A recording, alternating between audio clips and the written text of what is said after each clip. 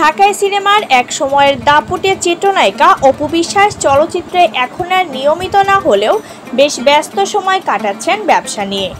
সাম্প্রতিক সময়ে বিভিন্ন শোরুমের উদ্বোধন, নিজের পার্লার পরিচালনা সব মিলিয়ে অভিনেত্রী এখন পুরোদস্তার ব্যবসায়ী অবতারে।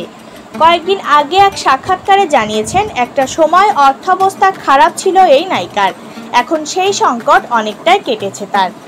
কিন্তু একসময় ঢালিউডে উচ্চ পারিশ্রমিক পাওয়া এই নায়িকার হাতে বর্তমানে নেই কোনো সিনেমার কাজে নিজের ব্যবসার পরিধিও বড় করেছেন অপু বিশ্বাস।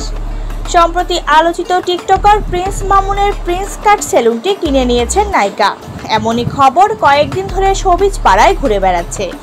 আর এ নিয়ে নেটিজেনদের মাঝে আলোচনাও হয়েছে বিস্তর। শোনা যায় অপু বিশ্বাস নাকি জোর করে মামুনের সেলুনটি কিনে নিয়েছিলেন। এ নিয়ে প্রিন্স মামুন সাংবাদিকদের বলেন, অপু আপুর সঙ্গে এটা নিয়ে কি ডিল হয়েছে আমরা সব বিস্তারিত পরে জানাবো। সেলুনটি এখন অপু আপু পরিচালনা করছেন।